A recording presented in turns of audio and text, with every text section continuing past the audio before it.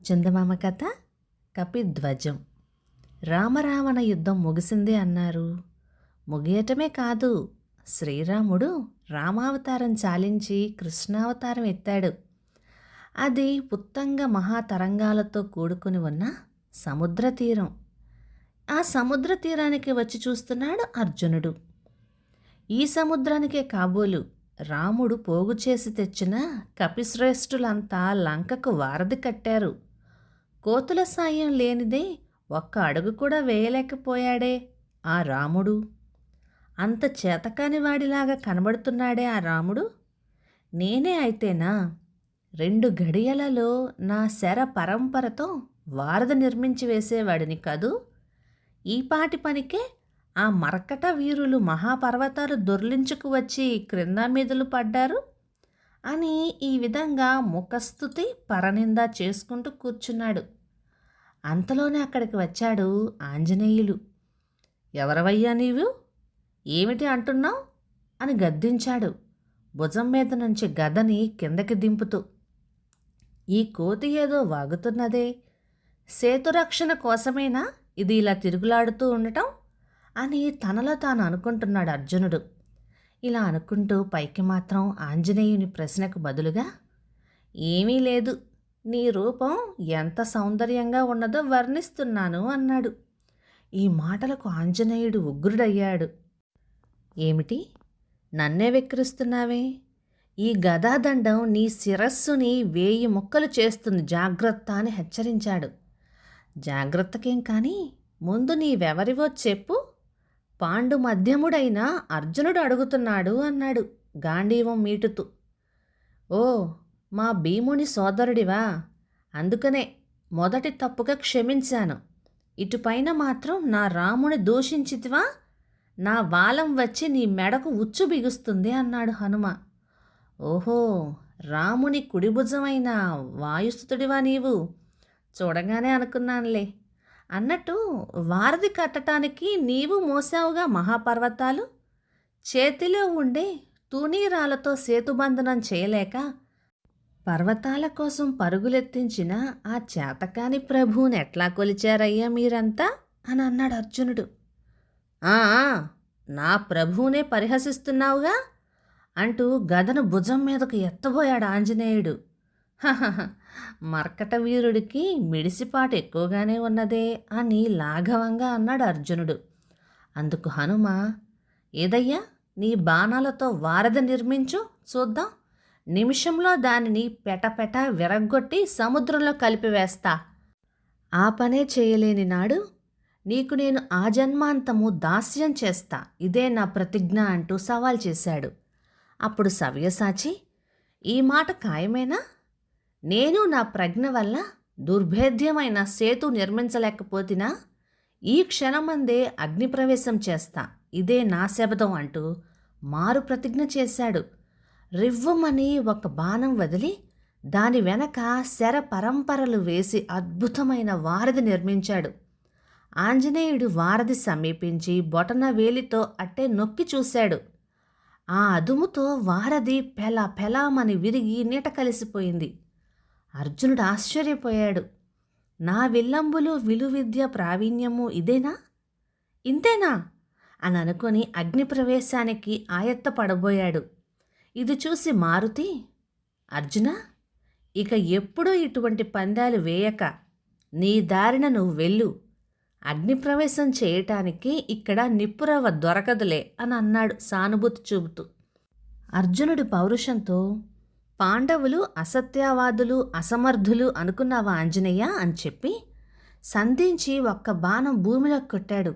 వెంటనే అగ్నిజ్వాలలు ఎగిసి వచ్చినాయి. హే కృష్ణ కృష్ణ ఆపదోద్ధారక అని ప్రార్థన చేసుకుంటూ ఆ జ్వాలల్లోకి దూకబోయాడు. ఆంజనేయుడు ఎంత వారించినా అతడు ఆకలేదు. అంతలో ఒక వృద్ధ బ్రాహ్మణుడు వచ్చి, ఆగాగు, ఏమిటి అఘాయిత్యం? ఆత్మహత్య చేసుకోవటం మహాపాపం కదా అంటూ అర్జునుడిని ఆపివేశాడు. అప్పుడు ఆంజనేయుడు బ్రాహ్మణుడితో జరిగిన సంగతంతా చెప్పి తమ తమ ప్రతిజ్ఞలను గురించి వివరాలు ఆయనకు వెల్లడించాడు.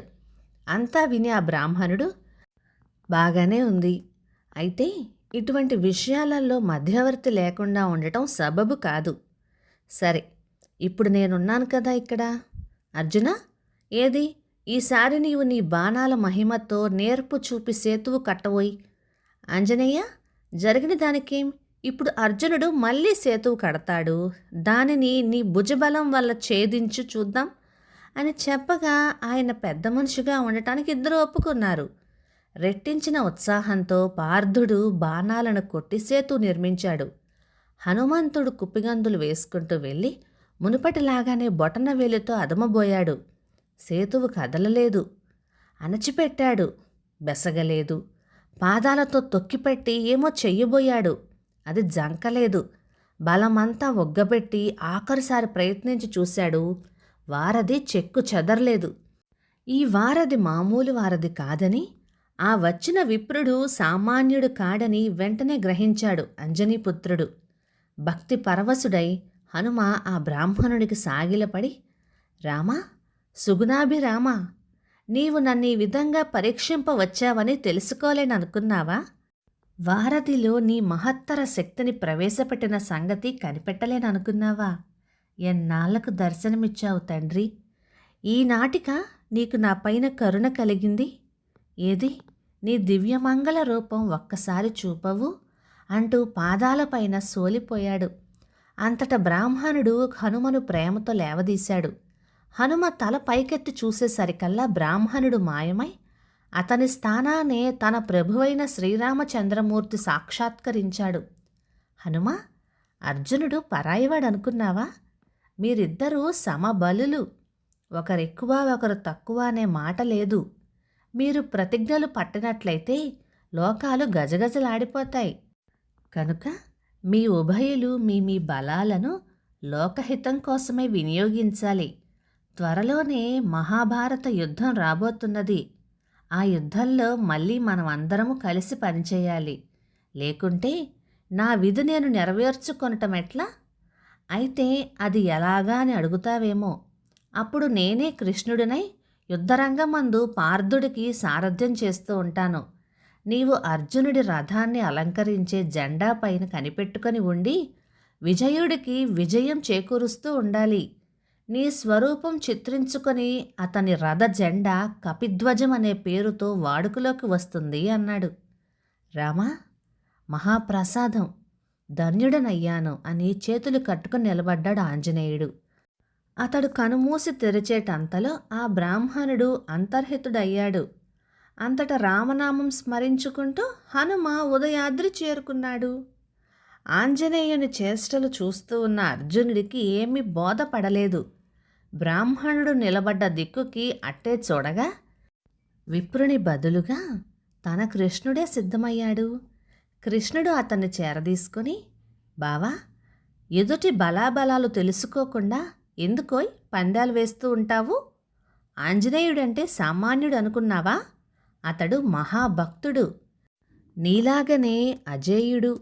కనుక జాగ్రత్తగా ఉండాలి. అవును గాని తొందరపడి అగ్నిప్రవేశం చేయబోతివే, అదేం పనోయ్? ముందున్నది ముసళ్ళ పండగ అన్నట్టు అసలు భారత యుద్ధం అంతా ముందే కదా ఉన్నది. ఆ యుద్ధాన్ని నడిపించటం కోసమే కదా మనిద్దరము ఇప్పుడు అవతరించింది. అంతా మరిచావా అంటూ మందలించి కపిధ్వజాన్ని గురించిన కథను తెలియచెప్పాడు. కథ సమాప్తం. ఇక ఈ కథ 1951 సెప్టెంబర్ నెల చందమామలో వచ్చింది. రచయిత దద్దనాల వీరభద్రరావు గారు, తాడేపల్లిగూడెం నుంచి. అయితే రామాయణ కాలానికి సంబంధించింది ఒక చిట్టి కథ చెప్తాను వినండి. మిథిలా పట్టణాన్ని ఏలిన జనక మహారాజు గొప్ప వేదాంతి. ఆయన రాజ్యంలో ఆడవారు పిల్లలు కూడా వేదాంతులే అని వాడుక. ఈ మాట ఎంతవరకు నిజమో చూడాలని ఒకప్పుడు నారద మహర్షికి బుద్ధి పుట్టి మిథిలా నగరం చేరుకున్నాడు. అలసట కలగటం వల్ల నారదముని చెయ్యి తల కింద చేర్చి ఒక చెట్టు నీడను విశ్రమించాడు. అది ఒక నీలాటి రేవు. అందుచేత ఆ ప్రాంతంలో అమ్మలక్కలు ఊసులాడుకుంటూ వస్తూ పోతూ ఉన్నారు. అందులో ఒక ఆమె రేవుకి వెళుతూ చెట్టు కింద పడుకొని ఉన్న నారదుణ్ణి చూసి, ఓసి, ఇదేమిటమ్మా అక్క, వాలకం చూడగా పైకి మహామునిలాగా కనబడుతున్నాడే కానీ తలగడ లేనిది నిద్ర పట్టదు కాబోలేనకు. చెయ్యి తల దిండుగా చేసుకుని ఎంత హాయిగా పడుకున్నాడో పాపం. ఈయనకు అన్నీ ఉడిగినాయి కానీ దేహాభిమానం ఇంకా పోయినట్టు లేదే అంటూ వెళ్ళిపోయిందావిడ. ఈ మాటలు చెవిన పడగానే నారదుడు గభీమని తల కింద చెయ్యి తీసివేసి ఏమీ ఎరగనట్టుగా పడుకున్నాడు. ఇందాకటి ఇల్లాళ్ళు రేవు నుండి నీళ్లు ముంచుకు తిరిగి వస్తూ మళ్ళీ ఆయన వైపు చూశారు. మునుపు మాట్లాడిన ఆమె స్నేహితురాలితో, చూశావే అక్క, ఈ యతీశ్వరుడికి దేహాభిమానమే కాదు అసలు ఆత్మాభిమానమే చావలేదు. నేనిందాక అన్న మాటలకు అభిమానపడి రోషం కొద్దీ తల కింద చేయి తీసివేశాడు. ఇంత అహంకారం ఉన్న ఈయన కూడా ఒక ఋషేనా అంటూ పెదవి విరిచింది. ఇలా సంభాషిస్తూ ఇద్దరు నవ్వుకుని ఇంటికెళ్ళిపోయారు. ఆశ్చర్యంతో నారదుడు రెండవ కంటివానికి తెలియకుండా తన లోకానికి తను వెళ్ళిపోయాడు. కథ సమాప్తం. ప్రశంస, విమర్శ వీటికి పెద్దవాళ్ళు లేదు, చిన్నవాళ్ళు లేదు. ఎంతటి వాళ్ళైనా అతిథులు మాత్రం కాదు కదా. మీరేమంటారు? ఇక ఈ కథలు మీకు నచ్చినట్లయితే లైక్ చేయండి, షేర్ చేయండి. ఇలాంటి మంచి తెలుగు కథల కోసం మన ఛానల్ని సబ్స్క్రైబ్ చేయండి. Thank you.